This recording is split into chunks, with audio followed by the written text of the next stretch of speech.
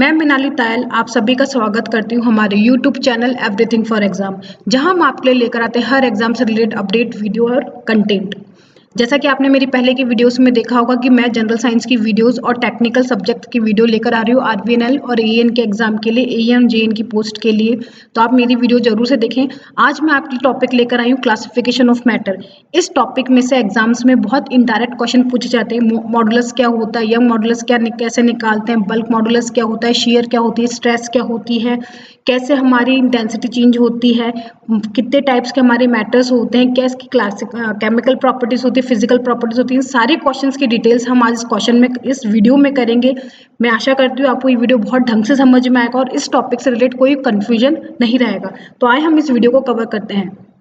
सबसे पहले देखते हैं कि प्रॉपर्टीज ऑफ मैटर क्या होती है। प्रॉपर्टीज ऑफ मैटर क्या कहता है कि फिजिकल प्रॉपर्टी होती है या फिर केमिकल प्रॉपर्टी होती है। किसी भी सब्सटेंस को अगर हम देखें, किसी भी मैटर को हम देखें, तो हम दो तरीके से उसको देखते हैं, जज करते हैं। उसकी फिजिकल प्रॉपर्टी क्या है, उसकी केमिकल प्रॉपर्टी क्या है। अब जैसे हम पूछें कि फिजिकल प्रॉपर्टी क्या होती है किसी भी चीज की, कैसा वो दिख रहा है, उसकी अपीयरेंस क्या है, उसका टेक्सचर क्या है, उसका कलर क्या है, उसकी ऑर्डर या फिर उसकी खुशबू क्या है, उसका मेल्टिंग पॉइंट और बॉइलिंग पॉइंट क्या है, उसकी डेंसिटी क्या है, वो पानी में सॉल्युबल होता है कि नहीं होता है, या फिर दूसरे किसी सॉल्वेंट में सॉल्यूशन होता है कि नहीं होता है। तो ये सारी क्या है, इसकी फिजिकल प्रॉपर्टी है। वहीं अगर हम किसी भी केमिकल प्रॉपर्टी की बात करें, किसी मैटर की प्रॉपर्टी हो, तो वो क्या क्या हो सकती है कि वो किस तरीके से एबिलिटी है उसकी बर्न करने की, रिएक्टिविटी क्या है, किस तरीके से दूसरी चीजों के साथ, एलिमेंट के साथ, कंपाउंड के साथ रिएक्ट करता है। तो हम किसी भी मैटर को दो तरीके से डिवाइड करते हैं, फिजिकल प्रॉपर्टी क्या है उसकी और उसकी केमिकल प्रॉपर्टीज क्या है। अगर हम प्रॉपर्टीज ऑफ मैटर की बात करें तो प्रॉपर्टीज ऑफ मैटर में हम फिजिकल क्लासिफिकेशन देते हैं और केमिकल क्लासिफिकेशन देखते हैं। केमिकल क्लासिफिकेशन में क्या क्या होता है ये हमने पहले देख लिया है। फिजिकल क्लासिफिकेशन, अगर हम किसी भी तत्व को देखें तो हम तीन तरीके से उसको देखते हैं, सॉलिड, लिक्विड या गैस। किस तरीके से, या तो सॉलिड होगा या लिक्विड होगा या गैस होगा। और फोर्थ स्टेट जब हमारी आती है वो क्या है, प्लाज्मा। तो अभी हम मान के चलते हैं कि तीन स्टेट है, सॉलिड, लिक्विड और गैस। अगर हम सॉलिड की बात करें, या तो क्रिस्टलाइन होगा या फिर वो एमॉर्फस होगा। क्रिस्टलाइन क्या होता है, जिसमें रेगुलर स्ट्रक्चर मेंटेन होता है एटम्स का और वो कंटिन्यू ग्रुप बनाता जाता है रेगुलर पैटर्न में, तो वो क्रिस्टलाइन होता है। अदरवाइज वो क्या बन जाता है, एमॉर्फस सॉलिड बन जाता है। केमिकल प्रॉपर्टीज की अगर हम बात करें तो क्या क्या होता है, मिक्सचर होता है या फिर वो क्या होगा, प्योर सब्सटेंस होगा। प्योर सब्सटेंस कैसे, मीन्स वो जिस तरीके से बना हुआ, जो उसमें एलिमेंट्स हैं, जो ग्रुप ऑफ एटम है वो क्या है, प्योर है। तो अगर वो एक ही तरीके के एलिमेंट्स हैं सारे, तो वो एक एलिमेंट बनाएगा। और उसमें अगर एक से ज्यादा दो अलग अलग एटम्स की कॉम्बिनेशन हो रहा है तो वो क्या बनाएगा, कंपाउंड बनाएगा। तो एलिमेंट हमारे दो तरीके से हो सकते हैं, मेटल हो सकते हैं या फिर नॉन मेटल हो सकते हैं। मेटल क्या होते हैं, जो कंडक्ट करते हैं, जो हार्ड होते हैं, जिसमें साउंड होता है, वो क्या होते हैं, मेटल होते हैं, जिसको सोनरस साउंड प्रोड्यूस करते हैं। टक आवाज करने पे उसकी क्या आती है, आवाज आती है। जैसे गोल्ड है, आयरन है, ये सारे क्या हमारे मेटल्स हैं। नॉन मेटल्स जो हमारे क्या होते हैं, एलिमेंट्स, और बाकी क्या होता है हमारे नॉन मेटल्स। अगर कंपाउंड की बात करें तो कंपाउंड दो तरीके के होते हैं, ऑर्गेनिक और इनऑर्गेनिक कंपाउंड्स होते हैं। ठीक है। अगर हम मिक्सचर की बात करें तो मिक्सचर में अगर देखें तो दो तरीके के होते हैं, या तो होमोजेनियस होंगे या फिर हेट्रोजेनियस होंगे। होमोजेनियस मीन्स एक ही तरीके के टाइप के मिक्सचर बने हुए, या फिर अलग अलग एलिमेंट्स के वो क्या बने हुए, मिक्सचर बने हुए हैं। ठीक है। प्रॉपर्टीज ऑफ मैटर के अगर हम देखें तो प्रॉपर्टीज ऑफ मैटर को हम इस तरीके से भी क्लासीफाई कर सकते हैं, can the property determine without changing the identity of the substance. क्या हम किसी भी मैटर की प्रॉपर्टी डिफाइन कर सकते हैं किसी भी सब्सटेंस की आइडेंटिटी बताए बिना? अगर हाँ तो हम इस तरफ पढ़ते हैं, और नहीं तो नहीं। अगर नहीं हम बता सकते हम क्या पढ़ेंगे उसके लिए, अगर हम उसको आइडेंटिफाई नहीं कर सकते हम क्या जाएंगे, उसकी केमिकल प्रॉपर्टीज की तरफ जाएंगे।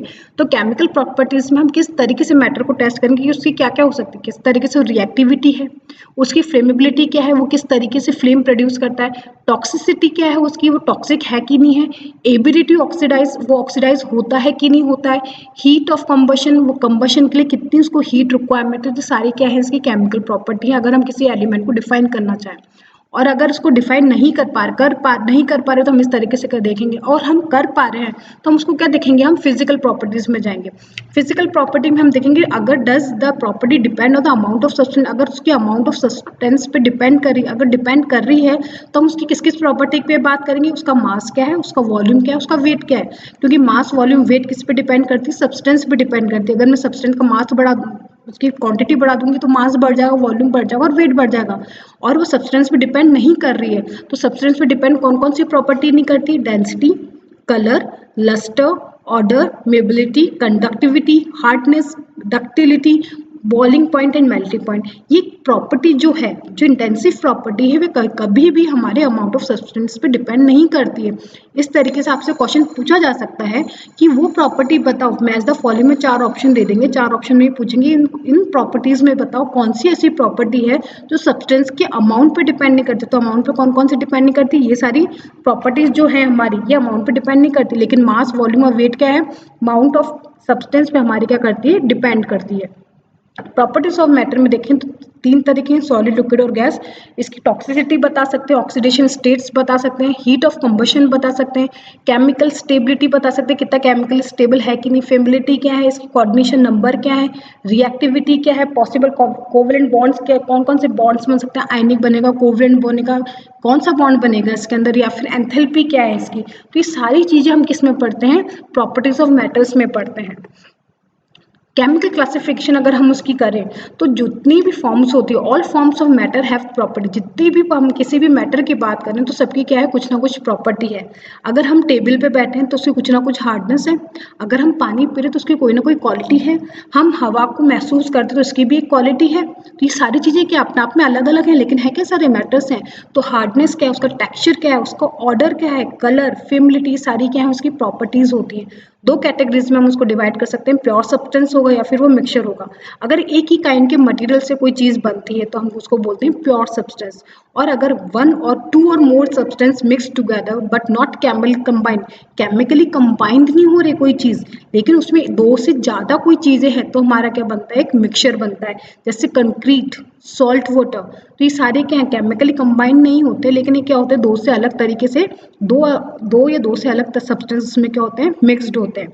तो best mix of all possible mixture is sugar water. जैसे शुगर वाटर है, ठीक है, मिक्सचर है, इसमें क्या होती है, शुगर होती है और वाटर होती है। तो क्या 2 अलग अलग एलिमेंट्स जो क्या बनाते हैं, सॉल्यूशन बनाते हैं। केमिकल क्लासिफिकेशन अगर हम मैटर की करें तो केमिकल क्लासिफिकेशन में क्या होता है, प्योर सब्सटेंस और दूसरे क्या होते हैं, मिक्सचर होते हैं। प्योर सब्सटेंस अगर एक ही एटम से बना हुआ है तो हमारा क्या कहलाएगा, एलिमेंट। और मोर देन 1 एटम से बनता है, जैसे NaCl जो नमक होता है हमारा, उसमें 2 एटम है, एक सोडियम का है, एक क्लोरीन का है, तो क्या बनाएगा, कंपाउंड बनाएगा। अगर वहीं हम मिक्सचर की बात करें तो मिक्सचर में क्या होता है, 2 से ज़्यादा क्या होते हैं, सब्सटेंस होते हैं, या तो वो यूनिफॉर्म कंपोजिशन में मिलेंगे या फिर वो इरेगुलर कंपोजिशन में बनेंगे। अगर उनकी composition through out the same रहती है तो वो बनाते हैं होमोजीनियस, और उनकी वेरिफिकेशन होती रहती है, चेंजेस होते रहते हैं उनके कंपोजिशन में, तो वो क्या बनाते हैं, हीटेरोजंक्शन कंपाउंड बनाते हैं। तो ये जरूर से याद रखें कि मैटर प्योर और मिक्सचर में डिफ्रेंशिएट होगा। फिर प्योर हमारे 2 तरीके से डिफ्रेंशिएट होता है, एलिमेंट और कंपाउंड, और मिक्सचर किस में डिफ्रेंशिएट होता है, होमोजीनियस और हेटेरोजीनियस में कंपोजिशंस होते हैं इसके। अगर हम किसी भी एटम की बात करें, किसी भी मटेरियल की बात करें, तो मटेरियल किससे बनता है, एटम से। तो एटम क्या है, जैसे हम गोल्ड ज्वेलरी पहनते हैं तो गोल्ड क्या, हम कहते हैं हम प्योर गोल्ड खरीदना चाहते हैं, तो किससे बनता है, हम क्या कोई अशुद्धता नहीं चाहते, उसमें कोई भी डिस्टॉर्शन नहीं चाहते, तो गोल्ड में हमारे जो एटम है तो किससे बनता है, प्योर एटम से बनता है। तो ये गोल्ड किससे बना हुआ है, सिंपली गोल्ड के एलिमेंट जो होते हैं उसी के गोल्ड एटम से बना हुआ है। तो ये क्या है, एटम। अगर वहीं हम पानी की बात करें, वाटर मॉलिक्यूल जो है, ऑक्सीजन जो है, ऑक्सीजन क्या होता है, ऑक्सीजन कभी भी सिंगल नहीं रह सकता, किस में रहता है, O2 के फॉर्म में रहता है। एक ऑक्सीजन को स्टेबिलिटी के लिए क्या चाहिए, कम मॉलिक्यूल बनाना पड़ेगा, वो ऑक्सीजन किसके के साथ मॉलिक्यूल बनाएगा, ऑक्सीजन के साथ बनाएगा। जैसे आपको अभी सबको पता होगा कि कोविड का टाइम चल रहा है, कोविड में सबसे ज़्यादा कमी किसकी आ जाती है, ऑक्सीजन की आ जाती है। तो ऑक्सीजन हमारे को सिलेंडर्स की जरूरत पड़ती है, तो ऑक्सीजन क्या है, एक मॉलिक्यूल है जो हमको सांस लेने के लिए बहुत ज़रूरी है। सल्फर की बात करें तो सल्फर में क्या होता है, सल्फर भी हमारा एक क्या बनाता है, मॉलिक्यूल बनाता है सल्फर के साथ ही। अगर सेम एटम खुद ही के एटम के साथ ग्रुपिंग करता है तो हमारा क्या बनता है, मॉलिक्यूल बनता है, ये सेम एलिमेंट का है। अगर यही हम वाटर की बात करें तो वाटर किससे बनता है, कौन सा मॉलिक्यूल होता है, H2O, तो 2 हाइड्रोजन के एटम, एक ऑक्सीजन का एटम, तो ये किसमें बनाएगा, 2 अलग अलग चीजें हो गई, तो ये क्या हो जाएगा, कंपाउंड। इसमें आप समझिए कि ये भी मॉलिक्यूल है, ये भी मॉलिक्यूल है, लेकिन ये एलिमेंट कहलाएगा और ये वाला मॉलिक्यूल क्या कहलाएगा, कंपाउंड कहलाएगा। क्यों कहलाएगा, क्योंकि इसमें जो 2 चीजें कंबाइंड हो रही है वो एक ही तरीके की हैं, दोनों क्या है, ऑक्सीजन है, इसमें दोनों क्या है, सल्फर ही है। लेकिन अगर जहाँ पे हम यहाँ पे बात करें वाटर की, तो एक का है हाइड्रोजन, एक क्या है, ऑक्सीजन, तो 2 अलग अलग चीजें जब कंबाइंड होंगी तो वो मॉलिक्यूल क्या कहलाएगा, कंपाउंड कहलाएगा। एक ही चीज के मॉलिक्यूल कंबाइंड होकर क्या कहलाएंगे, एलिमेंट कहलाएंगे। अगर हम कार्बन डाइऑक्साइड की बात करें तो कार्बन डाइऑक्साइड किससे बनती है, कार्बन और ऑक्सीजन से, दो अलग अलग एटम्स हैं, दो अलग अलग एलिमेंट्स हैं, तो ये क्या कहलाएगा, कंपाउंड कहलाएगा। कंपाउंड हमारे आयन से भी बनते हैं, जैसे सोडियम NaCl है, सोडियम क्लोराइड, तो किससे बनता है, एक सोडियम होता है और दूसरा क्या होता है, क्लोराइड। तो मैं आशा करती हूँ आपको इस स्लाइड से ही क्लियर हुआ होगा कि एलिमेंट क्या होते हैं, एलिमेंट में हमारे एटम और मॉलिक्यूल्स क्या होते हैं, और कंपाउंड में भी हम मॉलिक्यूल्स को किस तरीके से समझ सकते हैं कि कौन सा मॉलिक्यूल एक एलिमेंट में जाएगा और कौन सा मॉलिक्यूल एक कंपाउंड में जाएगा। कंपाउंड दो अलग अलग चीजों का ग्रुप होता है, एलिमेंट एक सिंगल चीज का ग्रुप होता है। ठीक है, नेक्स्ट हम देखते हैं कि स्टेट ऑफ मैटर्स क्या क्या होती हैं। अभी हमने देख लिया कि हम मैटर्स को किस तरीके से डिफरेंशिएट कर सकते हैं, प्योर होता है, इम्प्योर होता है, मिक्सचर होता है, होमोजीनियस होता है, हेट्रोजीनियस होता है, एलिमेंट होता है, कंपाउंड होता है।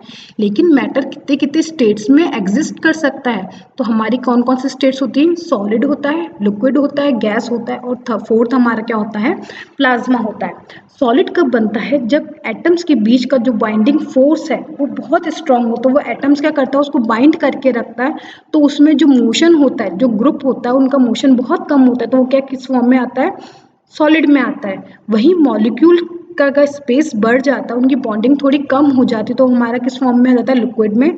और इसकी स्पेस और ज़्यादा बढ़ जाती है, जब एटम बॉन्डिंग की स्पेस और ज़्यादा बढ़ जाती है, उनकी एनर्जी बढ़ जाती है, तो किस में आ जाता है, गैस में। और हाईली आयोनाइज्ड पार्टिकल किस में आ जाते हैं, हमारे प्लाज्मा में आ जाते हैं।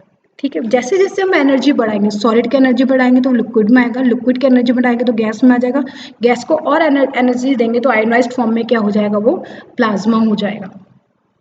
स्टेट ऑफ मैटर को अगर इफेक्ट हम देखें टेम्परेचर पे, अगर सॉलिड है कोई चीज़ तो सॉलिड में एटम हमेशा कहेंगे कि रेगुलर स्ट्रक्चर में बाउंड रहेंगे।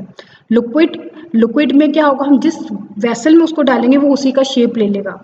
गैस का कोई शेप नहीं होता। प्लाज्मा हमारे क्या होते हैं, आयोनाइज्ड हाई एनर्जी पार्टिकल्स होते हैं। अगर सॉलिड को मैं मेल्ट करूं, उसको एनर्जी तो मेल्ट होकर बना देगा लिक्विड। लिक्विड को मैं और एनर्जी दूं तो किस फॉर्म में आ जाएगा, गैशियस फॉर्म में आ जाएगा। और इस गैशियस फॉर्म को मैं और हाई एनर्जी दूं तो किस स्टेट में चला जाएगा, प्लाज्मा स्टेट में चला जाएगा। सॉलिड में क्या होता है, molecules that make up solid are arranged in regular pattern, they are held firmly placed but vibrate within the limit. ये क्या होते हैं, रेगुलरली हेल्ड होते हैं, इसमें वाइब्रेशन होती है लेकिन वो अपनी लिमिट में रहते हैं। यहाँ पे क्या होता है, वीकली बॉन्ड्स में आ जाते हैं और इनका रेगुलेशन क्या होता है, रैंडम हो जाता है, तो इसका शेप क्या होता है, डेफिनेट शेप नहीं रहता है। गैस में क्या होता है, ना डेफिनेट शेप रहता है ना डेफिनेट वॉल्यूम रहती है। वहीं हम प्लाज्मा की बात करें तो प्लाज्मा क्या होता है, a very high temperature of the star and atom lose their electron. अगर हम स्टार और गैलेक्सी की बात करें तो उनका टेम्परेचर क्या होता है, बहुत हाई होता है, तो हाई टेम्परेचर में एटम क्या करते हैं, अपने इलेक्ट्रॉन को लूज कर देते हैं। The mixture of electron and the nuclei that result is a plasma state of matter. जो मिक्सचर होता है हमारा इलेक्ट्रॉन और न्यूक्लियाई का, वो हमारा क्या होता है, प्लाज्मा स्टेट होती है। जैसे कि हम बिजली कड़कती हुई देखते हैं तो वो किसका स्टेट का एग्जाम्पल है, प्लाज्मा का एग्जाम्पल है। जो हाई एनर्जी इलेक्ट्रॉन्स होते हैं वो लूज हो जाते हैं एटम से, और न्यूक्लियर का जो एडिशन होता है वो हमारा क्या कहलाता है, प्लाज्मा स्टेट होता है। ये बहुत हाई टेम्परेचर पे एग्जिस्ट करती है। रूटीन लाइफ में अगर हम डे टू डे लाइफ में माने तो डे टू लाइफ में जो हम दो फील कर सकते हैं, जो देख सकते हैं, वो क्या क्या होता है, सॉलिड होता है, लिक्विड होता है, गैस होता है। अगर हम टेबल पे बैठे वो क्या है, सॉलिड। लिक्विड हम पी रहे हैं वाटर तो वो लिक्विड है। ऑक्सीजन हम फील कर रहे हैं, एयर ले रहे हैं, वो क्या हमारी गैशियस फॉर्म में। प्रॉपर्टीज ऑफ मैटर की अगर सॉलिड लिक्विड गैस की बात करें तो सॉलिड हमेशा क्या होता है, रिजिड होता है, फिक्स्ड शेप होता है और फिक्स्ड वॉल्यूम होता है। लिक्विड की अगर बात करें तो रिजिड नहीं होता, लिक्विड कभी भी रिजिड नहीं होता, जिसको जिस वेसल में डालोगे वो उस वेसल का शेप ले लेता है। नो फिक्स्ड शेप, उसका कभी भी कोई फिक्स्ड शेप नहीं होता, लेकिन क्या फिक्स्ड होता है, उसकी वॉल्यूम फिक्स्ड होती है। ठीक है, गैस की अगर हम बात करें तो गैस ना तो रिजिड है, ना उसका कोई शेप है, और ना ही उसकी क्या है, वॉल्यूम। तो ये पॉइंट्स आप जरूर से याद करें कि एमसीक्यू में ये पूछा जाता है कि किसकी वैल्यू फिक्स्ड होती है। लिक्विड में ना तो शेप होता है लेकिन वॉल्यूम फिक्स्ड होती है, गैस में ना शेप होता है, ना रिजिडनेस होती है, ना वॉल्यूम होता है, सॉलिड में तीनों चीजें होती हैं हमारी। स्टेट ऑफ चेंज अगर फ्लो की बात करें, अगर हम सॉलिड लिक्विड गैस के हम चेंजेस की बात करें, अगर हम सॉलिड को हीट अप दे रहे हैं और सॉलिड डायरेक्ट गैस में चेंज होता है तो उस प्रोसेस को हम बोलते हैं सब्लिमेशन। एग्जाम्स में बहुत बार ये पूछे जाते हैं किस फॉर्म को किस चीज में ट्रांसफर होता है, तो उसको हम क्या कहते हैं। अगर क्वेश्चन पूछेगा substance changes direct from solid to gas, तो उसका फॉर्मेशन क्या होगा, वो क्या प्रोसेस कहलाता है, सब्लिमेशन कहलाता है। अगर हम गैस को कंडेंस करें तो किस फॉर्म में आ जाएगा, लिक्विड फॉर्म में आ जाएगा। लिक्विड को हम और फ्रीज करें, हम वाटर को अगर फ्रीजर में रख देते तो क्या हो जाता है, फ्रीजिंग हो जाता है, तो हमारी क्या बन जाती है, आइस। और आइस किस में, हमारी सॉलिड स्टेट में है। अगर हम गैस पर हैं, गैस को डिपोजिशन करें, गैस को हम, जैसे ऑक्सीजन की बहुत कमी पड़ती है अभी कोविड-19 में, आपको पता होगा पेशेंट को सबसे ज़रूरत किसकी पड़ती है, ऑक्सीजन सिलेंडर की पड़ती है। तो ऑक्सीजन तो क्या है, गैस है, एक गैसियस मॉलिक्यूल है, लेकिन हम उसको डिपॉजिट किस में करते हैं, सिलेंडर में। तो हम उसको डिपॉजिट कर सकते हैं, तो गैस को डिपॉजिट करेंगे सॉलिड में आ जाएगा। ठीक है, सॉलिड को हम हाई टेम्परेचर देंगे तो किस स्टेट में चला जाएगा, मेल्टिंग होकर किस में चला जाएगा, लिक्विड में। और लिक्विड को हम हाई एनर्जी देंगे तो किस में चला जाएगा, वेपोराइजेशन में चला जाएगा, और वो किस फॉर्म में आ जाएगा, गैस फॉर्म में आ जाएगा। तो सॉलिड से गैस में ट्रांसफर होता है तो सब्लिमेशन, गैस से लिक्विड में ट्रांसफर होता है तो कंडेंसेशन, लिक्विड से सॉलिड में ट्रांसफर होता है फ्रीजिंग, सॉलिड से लिक्विड ट्रांसफर होता है तो उसको मेल्टिंग बोलते हैं, लिक्विड से गैस में ट्रांसफर होता है वेपोराइजेशन बोलते हैं, और गैस से सॉलिड में आता है तो उसको हम बोलते हैं डिपोजिशन। ये ग्राफ जरूर से याद रखें, एग्जाम्स में इसमें इनडायरेक्ट क्वेश्चंस आते ही हैं। Important characteristics of the matter, important characteristics क्या क्या है मैटर की। अगर हम कोई मैटर लें, हमने मैटर को डिवाइड किया पहले प्योर में, मिक्सचर में, होमोजीनियस थे, हेट्रोजीनियस थे, एलिमेंट्स थे, कंपाउंड थे, सॉलिड, लिक्विड, गैस थे। अगर हम मैटर्स की बात करें तो सॉलिड की अगर हम बात करें तो सॉलिड में क्या प्रॉपर्टी होती है, उस सॉलिड में प्रॉपर्टी होती है इलास्टिसिटी, इलास्टिसिटी की बात करते हैं। अगर हम कोई लिक्विड की बात करें तो लिक्विड की क्या प्रॉपर्टी, उसका pressure, floating, surface tension, capillarity, viscosity. इन गैस में हम बात करें तो एटमॉस्फेरिक प्रेशर। आज इस लेक्चर में मैं आपको सॉलिड की प्रॉपर्टीज बताऊंगी। सॉलिड में हम किसकी स्टडीज करेंगे, इलास्टिसिटी की करेंगे। नेक्स्ट वीडियो में आपके लिए लेकर आऊंगी जिसमें हम लिक्विड की और गैसेस की सारी स्टडीज करेंगे मैटर की। तो आज की वीडियो में हमने मैटर्स पढ़ा पूरा कि मैटर्स को किस तरीके से क्लासीफाई करा जाता है, और सॉलिड में सबसे पहले हम क्या पढ़ेंगे, इलास्टिसिटी पढ़ेंगे। तो इलास्टिसिटी क्या होती है, ability of a body to regain its original configuration after removal of an applied deforming force is called elasticity. अगर हम कोई किसी रबड़ को खींचे, हम उस पर फोर्स लगा रहे तो वो ओरिजिनल कॉन्फिगरेशन से चेंज हो जाएगा, लेकिन जैसे हम फोर्स हटा देंगे तो दोबारा क्या आ जाएगा, अपनी उसी पोजीशन पे आ जाएगा। तो उसको हम बोलते हैं इलास्टिसिटी। इलास्टिसिटी वो प्रॉपर्टी होती है सॉलिड की जिसको खींचने पर, फोर्स लगाने पर वो क्या खिंच जाती है, लेकिन फोर्स रिमूव करने पर वो दोबारा अपने क्या आ जाती है, ओरिजिनल पोजीशन पे आ जाती है। उसको हम बोलते हैं इलास्टिसिटी। रिजिड बॉडी क्या होती है, rigid body, a body is said to be rigid if the relative position of the constitute particle doesn't change in equilibrium. Rigid body होती है, अगर मैं दीवार को धक्का लगाऊंगी तो उस पर कोई फर्क पड़ेगा, उसकी किसी भी पोर्शन में फर्क पड़ेगा, नहीं पड़ेगा, रिलेटिव कोई पोजीशन चेंज नहीं होगी। On applying external force a slight relative displacement take place. छोटा सा कोई डिस्प्लेसमेंट हो सकता है जो नेग्लिजिबल हमको हमारी विजुअल आई से नहीं दिखेगा। रिजिड बॉडी वो होती है जिनको प्रेशर लगाने पे, फोर्स लगाने पे उन पे चेंजेस नहीं आते, और इलास्टिक बॉडी वो होती है जिसमें फोर्स लगाने पे वो दोबारा क्या हो जाती है, अपनी ओरिजिनल पोजीशन पे रिफॉर्म हो जाती है। इलास्टिसिटी लिमिट, इलास्टिक लिमिट क्या होती है, अगर हम किसी भी सॉलिड बॉडी को अगर हम स्ट्रेच करते हैं तो एक लिमिट तक वो क्या करते हैं, इलास्टिक बिहेवियर शो करते हैं, तो उस पॉइंट को हम बोलते हैं ए। एक लिमिट आती है जिसके बाद हम उसको और स्ट्रेच करते हैं, वो स्ट्रेच तो हो जाता है लेकिन वो दोबारा उतनी एग्जैक्ट अपनी पोजीशन पे नहीं आ सकता, उसको हम बोलते हैं हमारी इलास्टिक लिमिट। और क्या बोलते हैं उसको, यील्ड पॉइंट बोलते हैं। यील्ड पॉइंट के बाद भी अगर हम उसको स्ट्रेच आउट करते हैं तो वो क्या शो करने लगता है, प्लास्टिक बिहेवियर सेट शो करने लगता है, और वो परमानेंट सेट हो जाता है, मीन्स वो दोबारा कभी भी अपने ओरिजिनल पोजीशन पे नहीं आ पाता। यील्ड पॉइंट वो होता है जिसके बाद वो क्या शो करता है, प्लास्टिक पॉइंट शो करता है। एग्जाम में क्वेश्चन पूछा जाता है कि कौन सा इलास्टिक पॉइंट होता है, कौन सा लिमिट होती है वो जहाँ पे हमारा प्लास्टिक बिहेवियर शुरू होने लग जाता है, वो कौन सा होता है, यील्ड पॉइंट। उसके बाद भी अगर हम और स्ट्रेच आउट करते हैं हमारे मटेरियल को तो वो क्या होता है, प्लास्टिक डिफॉर्मेशन में चला जाता है, वो कभी भी अपने ओरिजिनल शेप में रिफॉर्म नहीं हो सकता, और उसके कुछ समय बाद और हम उसको स्ट्रेच करेंगे तो वो किस में चला जाता है, फ्रैक्चर पॉइंट पे चला जाता है, मीन्स वो तीज क्या होगी, ब्रेकआउट हो जाएगी। तो maximum limit of external force, external force की मैक्सिमम लिमिट, डिफॉर्मिंग फोर्स की वो एक्सटर्नल मैक्सिमम लिमिट जिसको हम रिजिड बॉडी पे अप्लाई करें और एक इलास्टिक कैरेक्टरिस्टिक्स उसकी क्या रहे, मेंटेन रहे, उसको हम क्या बोलते हैं, इलास्टिक लिमिट। तो इलास्टिक लिमिट हमारी क्या होती है, इलास्टिक लिमिट, ये ग्रीन पॉइंट जो शो कर रहा है लाइन, वो क्या है, हमारे इलास्टिक लिमिट। जहां तक हम उस बॉडी को खींचेंगे तो दोबारा क्या आएगी, अपनी ओरिजिनल पोजीशन पे आ जाएगी, वो इलास्टिक लिमिट होती है। इलास्टिक लिमिट के बाद हमारा क्या शो करता है, प्लास्टिक बिहेवियर शो करने लग जाता है मटेरियल, और इस पॉइंट को हम बोलते हैं यील्ड पॉइंट। स्ट्रेन, स्ट्रेन क्या होता है, when a body suffer a change in its size और shape under the action of external force is said to be deformed and corresponding fractional change is called strain. अगर हम कोई rod है, कोई भी रॉड को हम खींच रहे हैं, उसकी सपोज पहले लेंथ थी L, उसको हमने खींचा तो उसकी लेंथ क्या हो गई, L तो थी, उसमें कुछ और इंक्रीमेंट हुआ डेल्टा L, तो जो चेंज हुआ कॉरस्पॉन्डिंग साइज में, उसकी शेप में, वो हमारा क्या कहलाता है, स्ट्रेन कहलाता है। तो जो ओरिजिनल लेंथ थी और जो चेंज हुआ, ये चेंज हमारा क्या है, डेल्टा, और जो लेंथ में चेंज थी, लेंथ तो दोनों क्या है, मीटर्स में होगी, दोनों की यूनिट सेम है, तो हमारी हमेशा याद रखना स्ट्रेन हमारी क्या होती है, डायमेंशनलेस क्वांटिटी होती है। एग्जाम में पूछा जाता है कि स्ट्रेन, स्ट्रेस और बल्क मॉडुलस में बताओ कौन सी डायमेंशनलेस क्वांटिटी है, तो स्ट्रेन हमारी क्या है, एक डायमेंशनलेस क्वांटिटी होती है। Types of strain, types of strain कौन कौन सी होती है, लॉन्गिट्यूडल स्ट्रेन, वॉल्यूम स्ट्रेन और शेयरिंग स्ट्रेन। या तो हम लॉन्गिट्यूडल लग रहा होगा या पूरी वॉल्यूम पे लग रहा होगा या फिर किसी एंगल से लग रहा होगा तो हम उसको बोलते हैं शेयरिंग स्ट्रेन। पूरी वॉल्यूम पे लगता है तो उसको वॉल्यूम स्ट्रेन बोलते हैं। एक लेंथ के अक्रॉस लगता है तो उसको हम लॉन्गिट्यूडल स्ट्रेन बोलते हैं।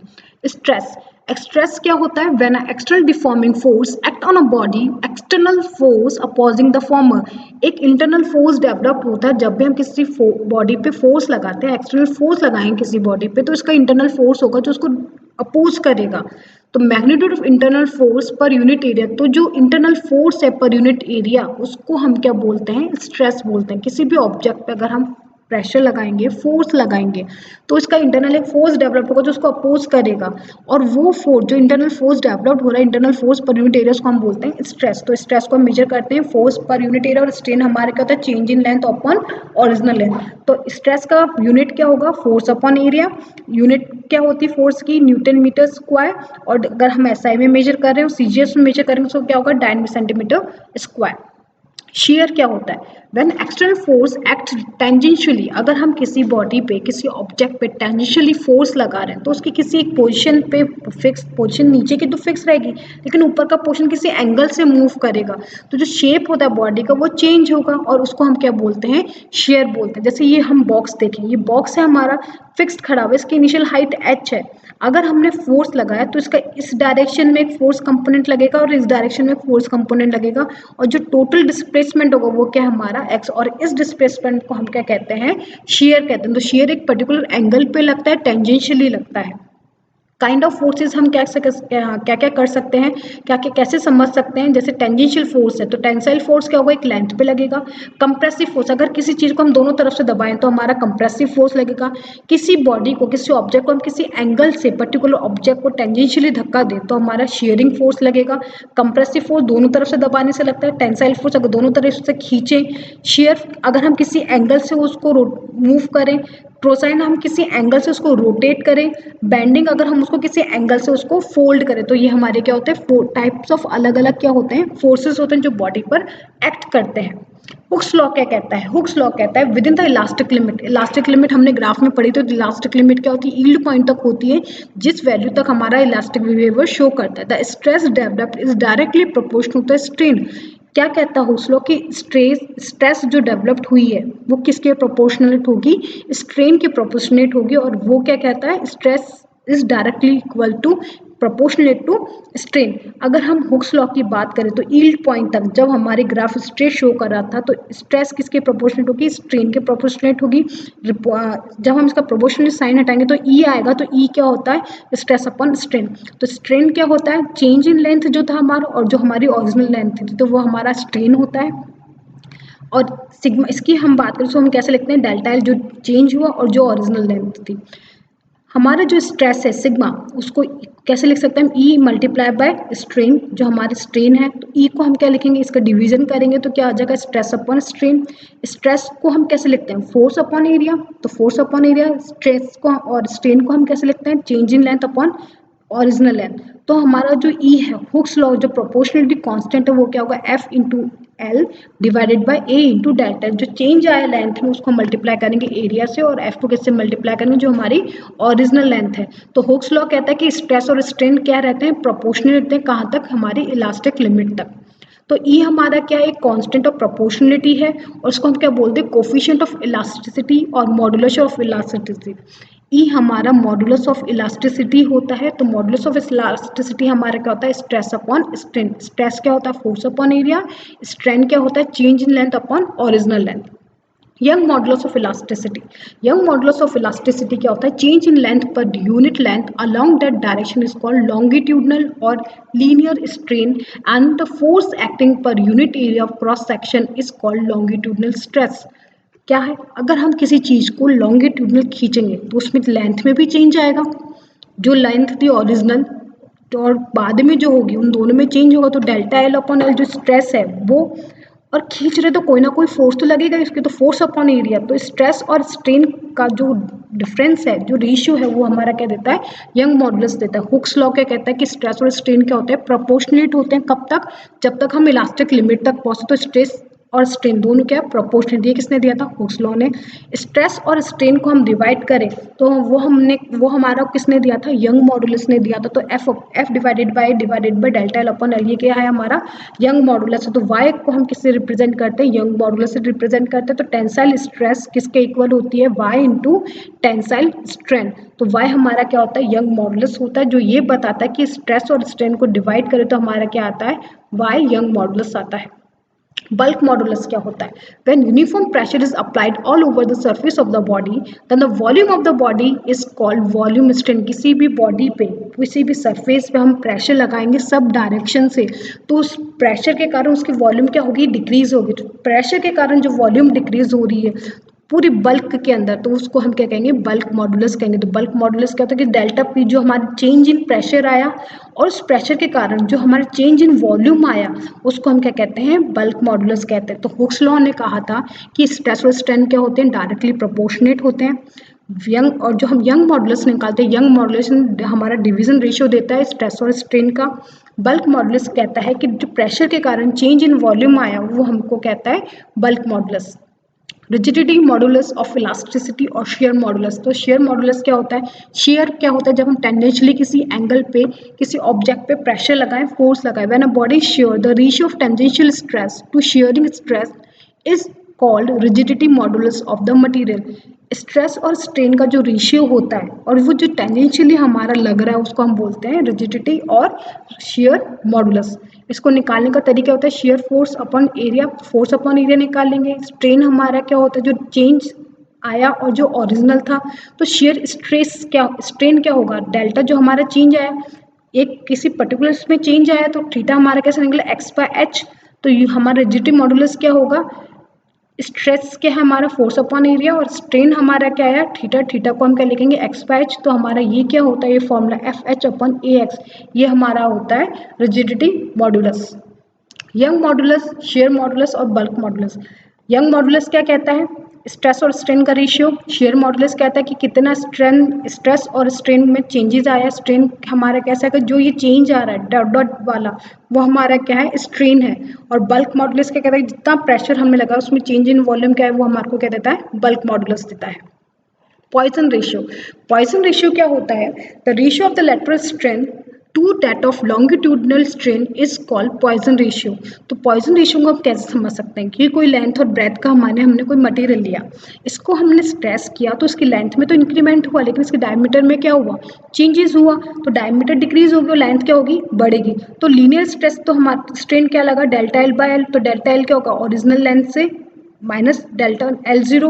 और जो हमारा लेटरल स्ट्रेन है जो हमारे डायमीटर पे लगा, तो डायमीटर क्या हुई? पहले से डिक्रीज, तो D minus D not upon D. तो रेशियो क्या होता है? लेटरल स्ट्रेन और जो लीनियर स्ट्रेन हुआ उसका रेशियो हमारे को क्या देता है? Poisson ratio. तो लेटरल अपॉन लीनियर का जो रेशियो निकालते हैं वो हमारा होता है पॉइसन रेशियो।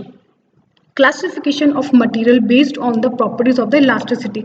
हम इलास्टिसिटी के बेसिस पे प्रॉपर्टी को किस तरीके से मटेरियल को डिवाइड कर सकते हैं? डक्टाइल मटेरियल, ब्रिटल मटेरियल और इलास्टोनॉमस। तो डक्टाइल मटेरियल वो मटेरियल होते हैं जिनको हम कंडक्टिविटी शो करते हैं, वो क्या होते हैं? हमारे डक्टाइल मटेरियल होते हैं जिनके हम स्प्रिंग्स बना सकते हैं, शीट्स बना सकते हैं, जैसे कॉपर, आयरन, सिल्वर, एल्यूमिनियम, ये सारे हमारे क्या हैं? डक्टाइल मटेरियल है। These material show very small plastic ring. Brittle material क्या होते हैं? जो गिरते ही टूट जाते हैं, ब्रिटाइल नेचर के होते हैं, मीन्स वो थोड़ा सा भी इलास्टिसिटी शो नहीं करते, तो वो कौन से होते हैं? ब्रिटल होते हैं। तो कौन कौन से मटेरियल होते हैं? Glass, cast iron, etcetera. Elastomers क्या होते हैं? This material have no plastic ring, इनकी कोई प्लास्टिक रेंज नहीं होती। In such material even a small stress can produce a large strain. हम थोड़ी सी भी स्ट्रेस लगाएंगे, मीन्स फोर्स, कितने छोटे से एरिया पे अगर हम फोर्स लगाएंगे तो उसमें large strain means large change changes show कर सकते हैं, जैसे रबर जिसको हम बहुत ज़्यादा खींच सकते हैं, elastic tissue, aorta in the human blood circulatory system and etcetera. जितने भी हमारे ह्यूमन टिश्यूज होते हैं वो क्या होते हैं, इलास्टोमर्स होते हैं। रबर क्या है, एक काइंड ऑफ इलास्टोमर है। तो हमारे डक्टाइल मटेरियल होते हैं या फिर ब्रिटाइल मटेरियल होते हैं या फिर इलास्टोमर्स होते हैं। मैं आपके सामने अभी यहाँ पर लेकर आई हूँ बहुत ही इंपॉर्टेंट वन लाइनर जो एग्जाम्स में पूछे ही जाते हैं, तो आप इसको जरूर से देखें और समझें। Young modulus defined only for solid. तो सॉलिड के लिए अगर हम बात करें तो सॉलिड के लिए सिर्फ एक ही चीज डिवाइड होती है, वो क्या है, यंग मॉडुलस। जबकि बल्क मॉडुलस किस किस के लिए डिवाइड होता है, सॉलिड के लिए, लिक्विड के लिए और गैस के लिए। तो ये दोनों डिफरेंस जरूर से याद करें कि यंग मॉडुलस सिर्फ और सिर्फ सॉलिड के लिए होगा, bulk modulus solid, liquid, gas तीनों के लिए होगा। रेसिप्रोकल ऑफ बल्क मॉडुलस क्या कहलाता है, हमारा कंप्रेसिबिलिटी। तो बल्क मॉडुलस का रेसिप्रोकल क्या कहलाता है, कंप्रेसिबिलिटी। ये जितने भी पॉइंट्स है अपना में एक एक क्वेश्चन है और एक मार्क्स आपको बहुत जरूरी, बहुत आगे तक पहुंचाता है एग्जाम में। तो इस स्लाइड को जरूर से पढ़े, ढंग से ध्यान से पढ़े। Hooke's law obeying only for the small value of strain. Hooke's law किसके लिए ओबिंग करता है, बिल्कुल छोटी जो वैल्यूज होती है स्ट्रेन की, सेम ऑर्डर ऑफ 0.01। तो स्मॉल वैल्यू के लिए फॉलो करता है जहाँ पे स्ट्रेस और स्ट्रेन क्या होते हैं, एक दूसरे के प्रोपोर्शनेट होते हैं। हायर वैल्यू ऑफ इलास्टिसिटी और modulus mean greater force is required for produce a given change. Higher modulus of elasticity की जितनी ज़्यादा वैल्यू होगी वो क्या शो करता है कि हमको बहुत ज़्यादा फोर्स रिक्वायर्ड होगा अगर हमको किसी भी बॉडी में चेंज करना। तो जितनी ज़्यादा इलास्टिसिटी की वैल्यू होगी उतना ही ज़्यादा फोर्स रिक्वायर्ड होगा उसकी प्रॉपर्टीज़ को, उसकी शेप को चेंज करने के लिए। Material which break as soon as on the stress goes beyond the elastic limit are called brittle. कौन से मटेरियल ब्रिटल होते हैं, जो बहुत कम इलास्टिसिटिक रेंज शो करते हैं, उन मटेरियल को हम क्या कहते हैं, brittle. The material which do not break well beyond the elastic limit are called ductile. Ductile material क्या होते हैं, जो इलास्टिक लिमिट के बाद भी नहीं टूटते, उस ही मटेरियल को हम क्या कहते हैं, डक्टाइल कहते हैं। Deformation beyond elastic limit is called plastic. Plasticity क्या होती है, जब इलास्टिक लिमिट के आगे हम चले जाते हैं और तब भी हम फोर्स लगाते हैं तो वो लिमिट, वो प्रोसेस हमारा कहलाता है प्लास्टिसिटी, और वो मटेरियल क्या बन जाता है, हमारा प्लास्टिक बन जाता है, जो वो ओरिजिनल शेप में कभी भी नहीं आ पाता।